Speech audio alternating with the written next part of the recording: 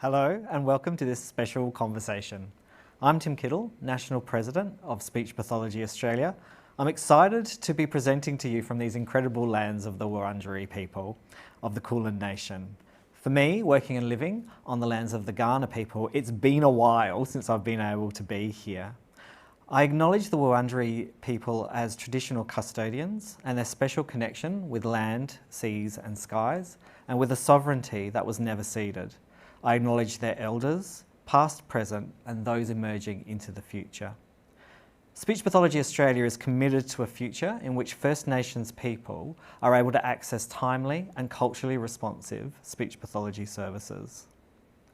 Communication is fundamentally a human right. However, on the eve of the International Day of People with Disability, I wonder how many people really understand communication disability and envisage this when talking about providing supports and removing barriers for all Australians. There are some pretty sobering figures about this. 4.4 million Australians have a disability, and this incorporates the 1.2 million Australians who have difficulties understanding and using communication. Why are we talking about this? And why aren't the rights of people with communication disability more widely acknowledged? Well, to put this right, joining me tonight are four people with their own individual stories and perspectives. We'll be putting our collaborative heads together to shed light on how we ensure that communication becomes a protected right for all. I mentioned lockdowns earlier. Originally, we were to hold this panel in August during Speech Pathology Week, but at that time it was impossible to travel between states and even venture outside of our homes. Speech Pathology Australia couldn't postpone this talk for another year though. It's just too important. So I would like to thank the panellists who've prioritised their time for this discussion. And I might ask all of you to introduce yourselves in turn, telling us a little bit about your background and perhaps how you came to be interested in talking about communication access. So my name's Topsfield and I'm the Social Affairs Editor at The Age. And part of my social affairs remit is covering the area of disability. And so as a result, I speak to or interview a lot of people with disabilities, with communication challenges. And so I guess, for me, obviously I need to be able to communicate with people and want them to be able to communicate as best as possible with me so that I can tell their stories. Perfect. Thank you. Very, very welcome here. Paul. Thank you. I'm Paul Fink. I'm 42 years old. I live in Melbourne. I'm married. I'm with 3 kids. And almost 8 years ago, I had a stroke, and the stroke left me with one side paralysed, and also speech difficulty was called aphasia. Perfect. Thank you so much for being here. Meredith. I am Meredith Allan. I am National Treasurer of AEST Australia and was World President of AEST from 2018 to 2020. AEST is the International Society for Augmentative and Alternative Communication. I worked for the Australian Public Service for almost 30 years, and now I am blissfully retired from the full-time workforce. Most of this year has been spent mainly looking after myself as I recover from complications arising from neck surgery. I am looking forward to returning to work on a casual basis as a communication assessor and disability educator with Scope in Victoria, which is part of the process to be awarded the Communication Access symbol. Speech Pathology Australia is currently working on standards for communication access. Thank you. You're very, very welcome here, Meredith. And that leads really nicely into you, Jenny. Thanks. Hi everyone, Jenny Fitzgerald. I'm the Chief Executive Officer of Scope, one of the largest disability service providers in Australia. I am a physio, so thank you for inviting me. It's great to be part of the team. I first started working in the disability sector in 1984, and perhaps one of my most momentous events really in my professional career was actually working with a lady who had been at home in a small country town, largely cared for by her parents her whole life, and at the age of 32 Her dad died and her mum could no longer support her at home. She came to Ballarat, where I was working at the time, and I started assessing her as a physio does, looking at the physical, not the communication. And she had the most wonderful, lively eyes, and she was following my every move. And I said her name, and I said, "You understand everything I'm saying to you, don't you?" And her breathing became very rapid. She pursed her lips, and I can remember running the whole length of the building to find the speechy. And we sat down with the communication aid, the first time in 32 years that this person had had access to a communication aid, and we talked. And so for me, that was a very pivotal moment in my professional career. And it's probably why I've stayed in the disability sector for most of my professional career. So this work is so important. It can't be understated. So great to be here. It's those amazing moments, isn't it, that just sort of Absolutely. pivot your entire life. So yes, we have 4 people, incredibly diverse backgrounds. Let's kick right off into it. I suppose I'm really interested in what the theme communication is everybody's right, what it means to the members of this panel. And I suppose, Meredith, as an advocate for communication rights, I'd really like to start by gaining your thoughts in this area. I have had a lot of time this year to think about the rights of people to communicate. It is a basic human right. Following my neck surgery this year, I was a patient in the intensive care unit. I was so weak the nurses had written the passcode to access my iPad on the whiteboard. It saved me using my energy on the passcode. Every ounce of my energy had to be used for communication. I was wearing 2 red wristbands indicating I had an allergy. My allergy is sulfur. My father and his mother had severe reactions to sulfur. I only have a slight reaction to it. The nurse changed my intravenous drip. About 10 minutes later, I asked what was in the drip, because they all look the same. The nurse said, "Magnesium." I became distressed and said, "Not magnesium sulfate." Panic stations set in as the nurse realized what was stressing me. What would have happened if I could not communicate? I could have pulled out drip, but that would have been taken as challenging behavior and the drip put back in. That is the basic human right. It is the right to communicate and the right to be understood. It's a fascinating story, and thank you for sharing that with us, Meredith. The need to communicate, taking on absolutely all of your energy, and how important that actually is. Paul, your story of facing adversity head-on is inspiring. So one day you're a fit and healthy marathon runner, and the next you're woken up after 2 weeks of being in a coma, and you're having to rebuild every part of your development, including your ability to communicate.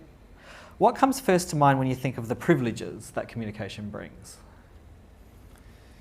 I think people take it for granted when communication, like good education, good job,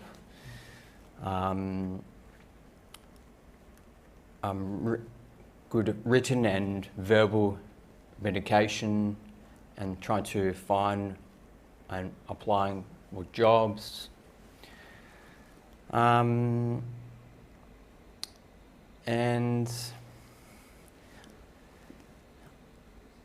I forget my point. Not at all. I think you're making a really, really good point.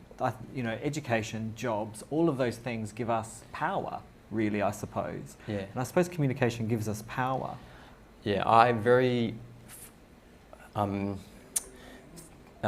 privileged, or not privileged, but very lucky. I was born in Australia. My first language is English. So when have a speech disorder after my stroke, I can, I guess, recover quicker,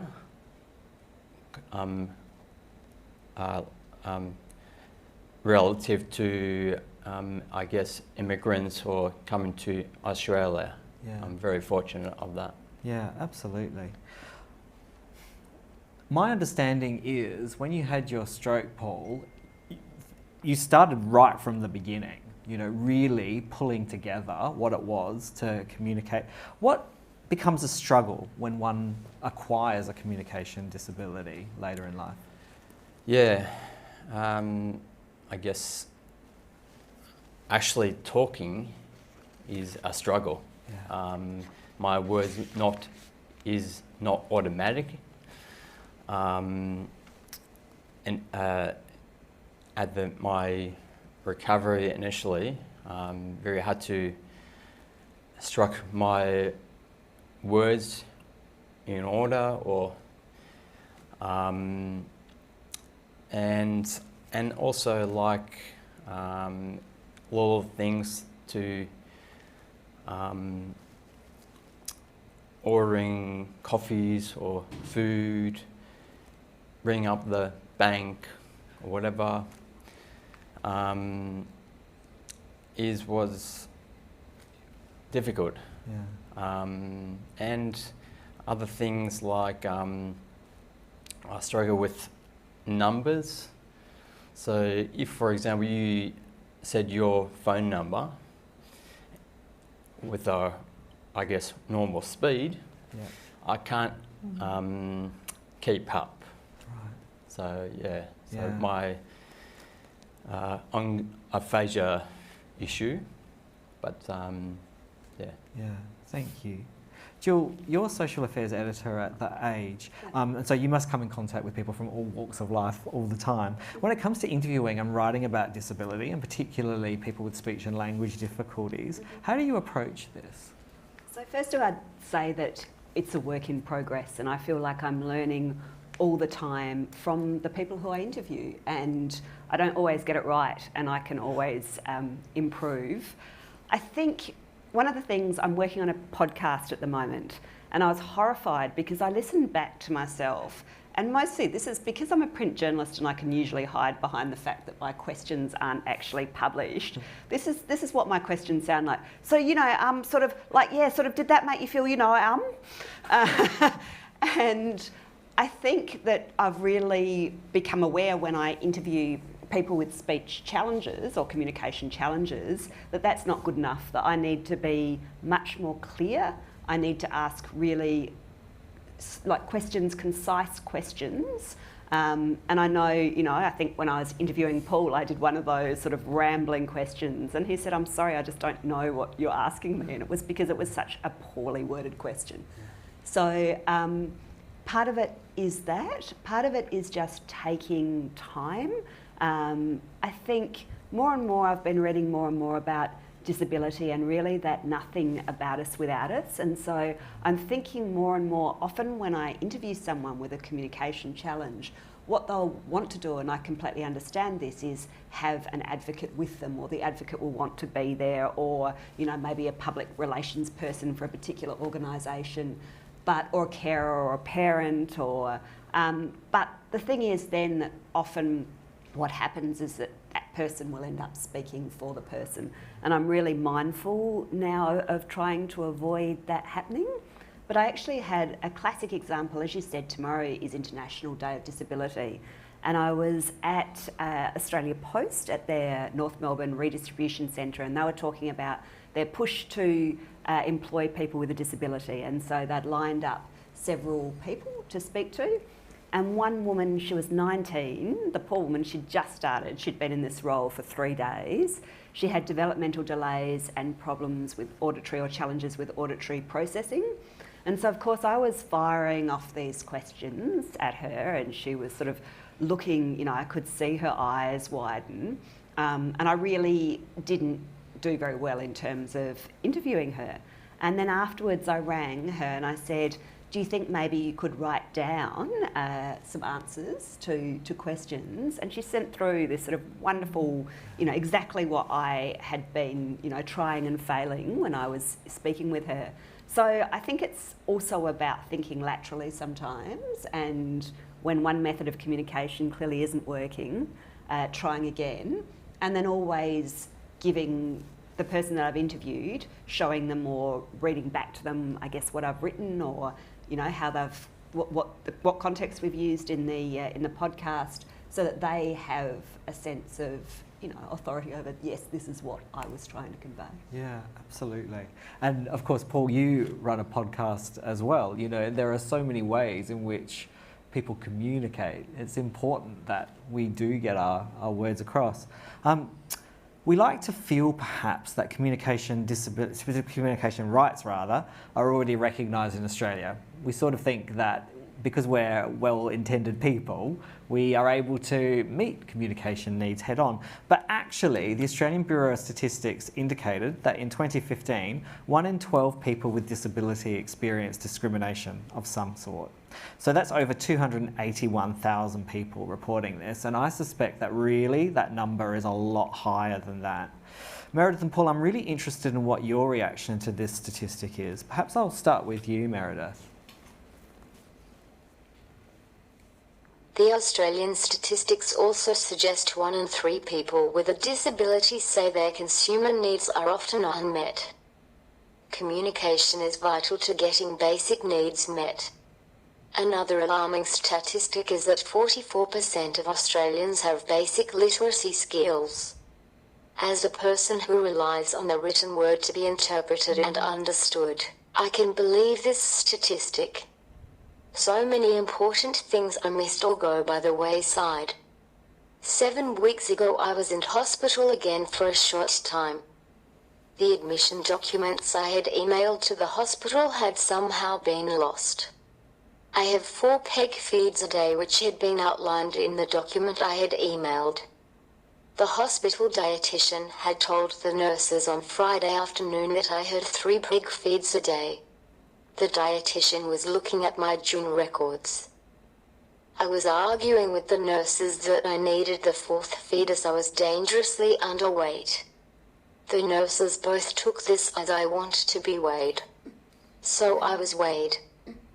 Although the weight showed I was dangerously underweight, the nurses still did not comprehend that the argument had not ended and I needed the 4th peg feed. I conceded defeat and left it there. I had no energy left. My needs were not met. It's remarkable, isn't it? Not just discrimination, but actual dangerous life or death over simple communication. So thank you. You've kind of corrected that statistic for me. It's not just discrimination, it's taking away of power, and in your case, something very, very significant. So thank you for sharing that personal story with us. Paul, what's your feeling about discrimination and communication disability? Yeah, very hard to, I guess, comment with the numbers. Yeah. However, with my podcast, I interviewed Graham Innes. Graham was the National Disability Commissioner, and he basically said people with disabilities is very hard to find a job, and the employer is people, the attitude of employers, is not really changing, sadly. Yeah, absolutely. And I wonder, Paul, if you communicate differently, people put a lot of weight and effort on how one communicates as opposed to what it is that they're kind of communicating as well. So very little power in terms of communicating, and then little power in terms of financially, as Graham makes that point. Jennifer, Scope Australia has made significant inroads into making workplaces and schools communication accessible to combat exactly this sort of thing. And I'm really interested in Scope's work in this area. Can you explain a little bit more about this role? Yes, happy to. In 2011, our Communication Inclusion Resource Centre worked with people like Meredith to develop a communication access initiative. And it's a great program. We have mystery shoppers who go into businesses and services and assess them against a set of standards for communication access. Right. The business then gets a report card so that they know how they performed. And then we go in and we customise the resources and the training for each business. So we've worked with VicPol, Yarra Trams, we've also, I'm just trying to think, all of the major transport, V-Line and Metro Trains, and 1800 Respect. We did some great work with them. And it is amazing the response that people get once they understand how to do it, that it's actually not that hard. And I went down to Geelong when we undertook a program for VicPol there, and we customised communication access resources for the police to be able to conduct interviews with people who were the victim of crime. And they said it just gave them such a different perspective and such a great deal more confidence to be able to have a meaningful interview, to get the right information and be able to take the right action. I think that you might have something else to add on that, Meredith.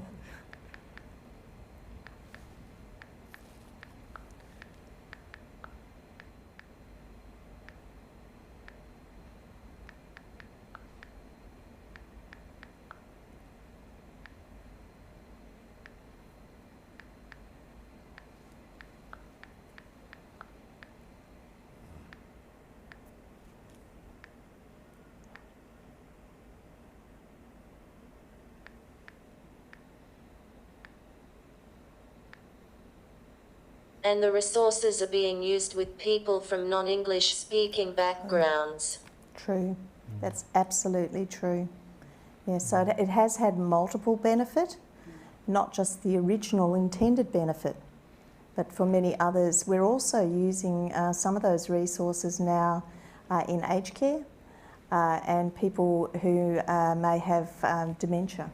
So, you know, the same principles apply in enabling communication, and we've found the application to be very broad. Yeah, absolutely. When you say things like 1800 Respect, victims of crime, aged care, dementia, we're really talking about the most vulnerable people in our communities, aren't we? Yeah. And having communication partners who are able to communicate with people who are incredibly vulnerable is vital. So thank you for that work. Intrigued, Jenny, by what you make of the wider Australian community's understanding of what goes into making an environment truly communication accessible. Are there stumbling blocks in this process, just things that people don't just assume or don't get right? I think so. Most people immediately think about physical access and are more familiar with that and get a bit worried about that, you know, what is a reasonable modification of an environment to be physically accessible. What I say to them is it's actually far easier to become communication accessible with the right support and resources.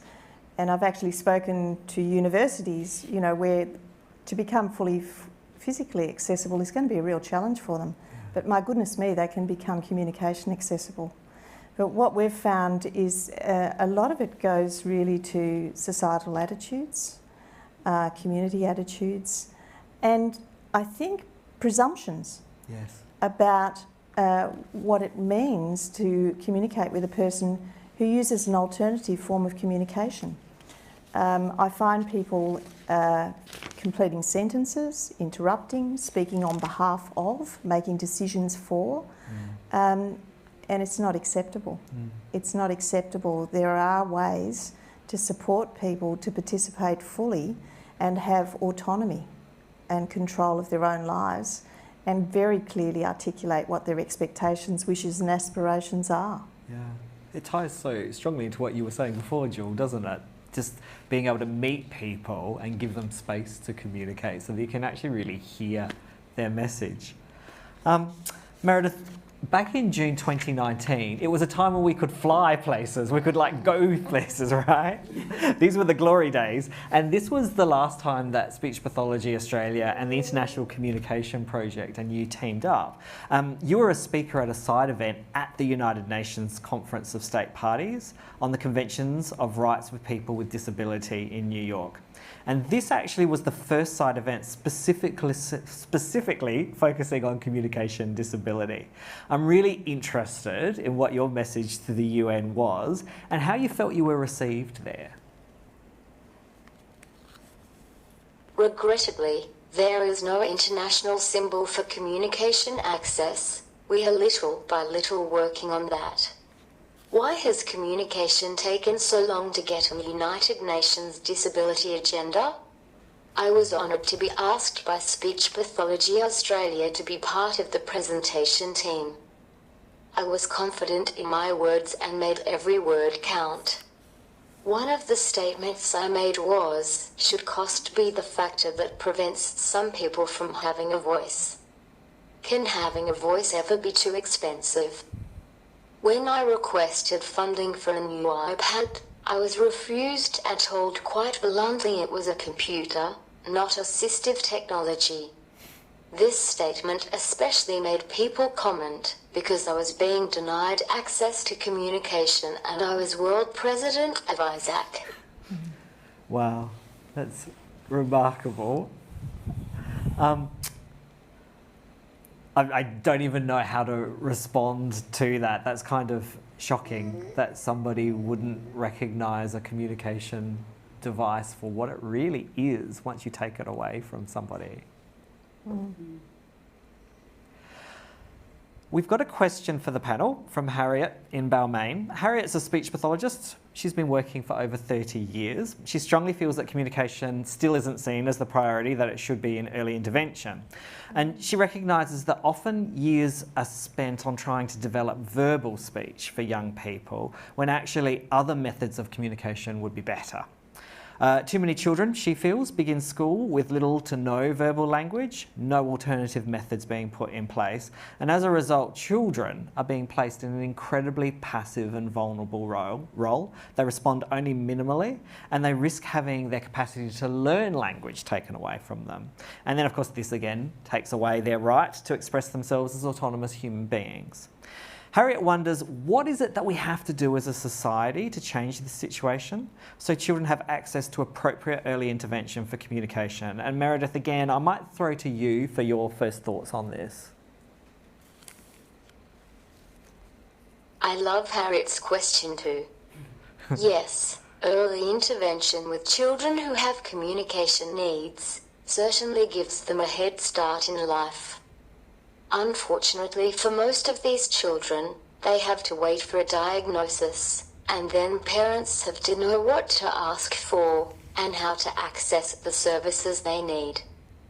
In Australia, we are fortunate to have the National Disability Insurance Scheme, which has both necessary bureaucracy and unnecessary bureaucracy. Getting rid of the unnecessary bureaucracy is a very good aim. Also, I think speech pathologists have to promote the full breadth of their services. Most people in the community would think speech pathologists only help people with speech. I even have my speech pathologist accompanying me to my dentist appointment in 2 weeks' time because of the new aspiration risk the neck surgery has caused.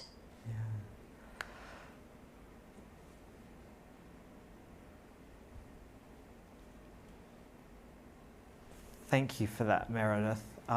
You've just caused a huge headache for me because our profession always struggles over what we should even call ourselves in order to promote that breadth of therapy that it is that we kind of provide. I suppose for me, if you're asking a question, I always respond that what we're here to do, like most allied health providers, is to just make life better for people. And it's difficult to really explain that sort of breadth. as well. Does anybody else have any ideas about early intervention and communication and what it is that we need to do? I'd probably like to comment as an early intervention physio for many years working in multidisciplinary teams. My observation in working in early intervention is that you're actually capacity building the child's greatest champion, and that's their family, and giving them the confidence that they can create a pathway to communication and confidence and success for their child. One family we worked with where we developed an app, Kids Chat, and the mum was a health professional, so she was a very empowered and knowledgeable person. But she had a child with Angelman syndrome, and I watched her. She said, "Look, Jenny, I'm not going to pick up my daughter from school tonight, so I've just given an update to the teacher, I've emailed it, telling my daughter exactly what's happening so that she doesn't get a shock and that Dad's picking her up." And she said, "I've made my home communication accessible. I've now made the school communication accessible. I'm going to make our community communication accessible." And I thought that was a great example of where speech pathologists and other allied health professionals are at their best, where they're actually empowering the family, the person, to step up and be there in the background, providing advice and support, but actually letting them take the running. Because being with a speech pathologist for an hour a week isn't enough. That therapeutic intervention and support is 24/7. And so I think what Harriet's putting forward is that the best model of early intervention is empowering the people who are actually going to make it happen. Absolutely, it's a fantastic point. Thank you, Jenny. It's holistic. Yes. Yeah, it is. It's holistic. It's about wrapping around people in order to, as Jenny's saying, make their environments places in which people can. Thank you for this. I'm starting to get a bit of a theme from this conversation. Let's go back to stats. The World Health Organization estimates that worldwide, 15% of the population, which is well over 1 billion people, have some form of disability. And that's why the United Nations established tomorrow, December the 3rd, as the International Day of People with Disability in 1992. So Jewel, I'm going to turn to you. It's been almost 3 decades now, as of next year. Do you think that the role of the media in representing disability has really changed over these past 30 years? I think it's changing, but I think it's been too slow. So I think one of the big problems with the way that the media tends to portray disability, apart from just the lack of visibility of disability. So I noticed that Paul was talking before about Graham Innes. He appeared before the Royal Commission, the Disability Royal Commission, and he was calling for quotas on things like advertisements for television, because you have sort of 3-4% of actors, say, who have a disability, when, as we all know, about a fifth of the population has a disability. So just that lack of visibility in the media is a problem.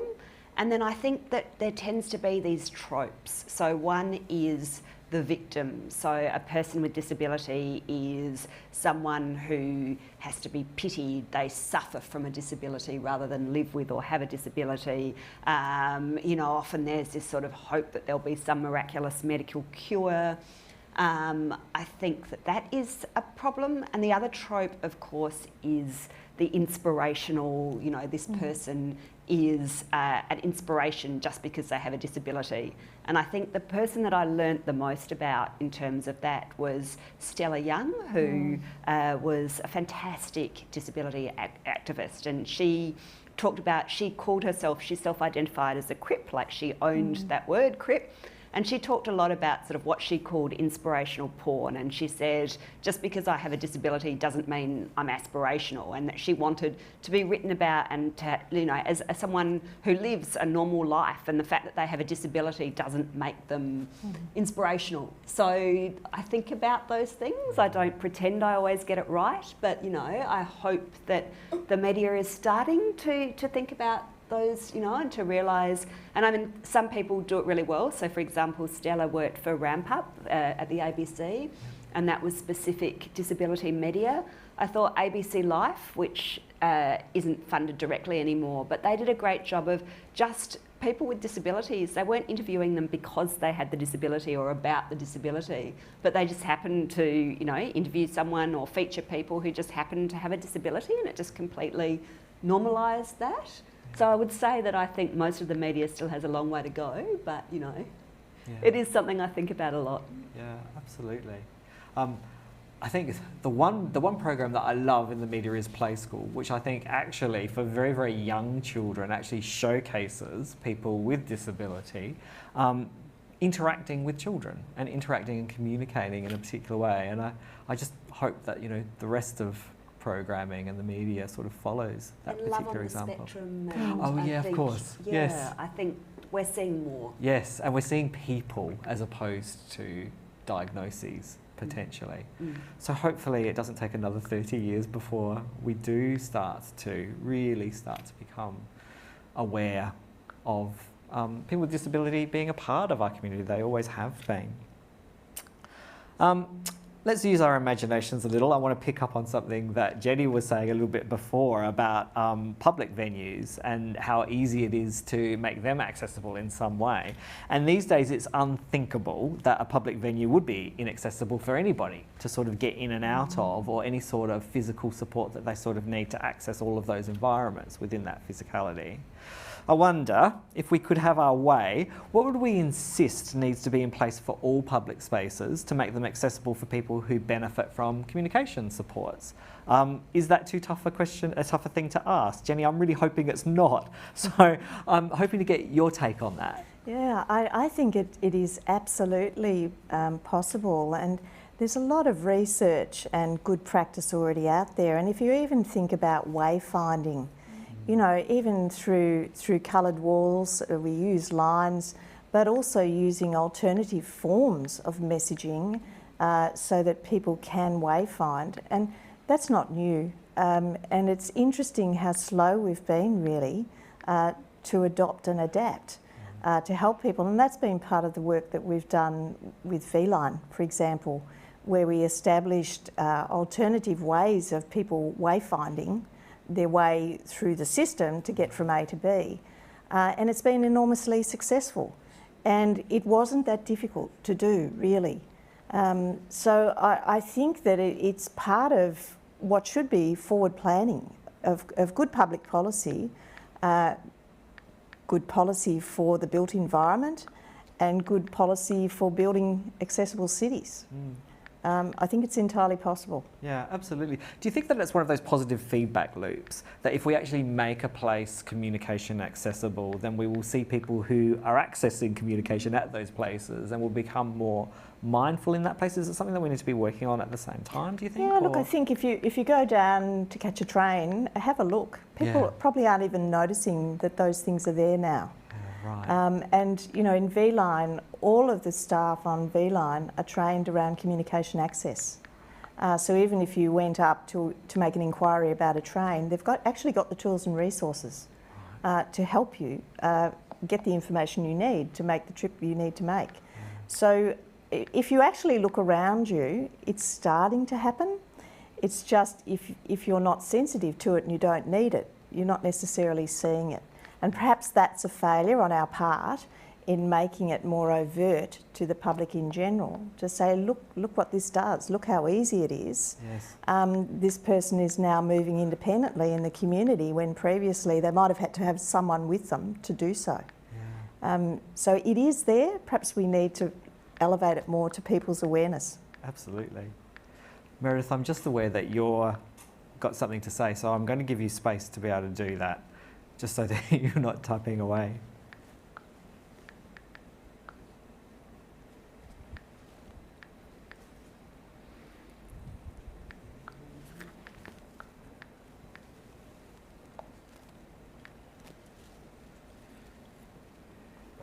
I hate intercoms. One day I was entering a car park and the boom gate was stuck. The security guard had to come down to see what was wrong.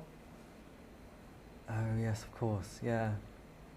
Couldn't get past. So, yeah, that reliance on voice activation that is happening all of the time is yeah, sometimes it speeds up things for some, but it doesn't speed up stuff for everyone. And for those people who can't use voice activation, it becomes a massive barrier, and perhaps one that we as a community aren't really seeing.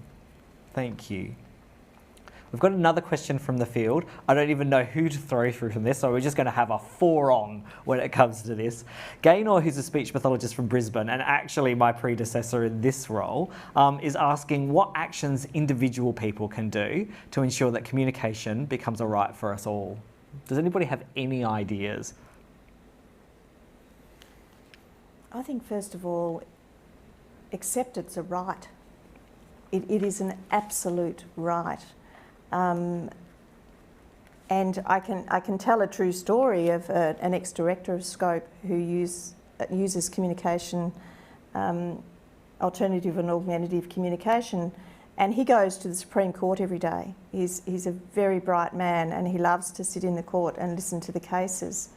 And unfortunately, the battery of his wheelchair went flat on his way home, and he sat for 6 hours trying to communicate to people. He had his communication board on the tray, and he was trying to get people to see that he had a communication board there, and he wanted to tell them there was flat. People were throwing coins on the tray for 6 hours. And eventually a young boy came up to him. He could see that he was very distressed, and he understood that there was an opportunity here to find out what was going on. He then called for assistance, and finally that person was able to get assistance to get home. But it's an absolute right. That should never happen. And I think, you know, we talk long and loud about a lot of other rights, but the right to be able to communicate, to be able to move in the community independently, to be understood and respected, to have autonomy, it should be unquestioned.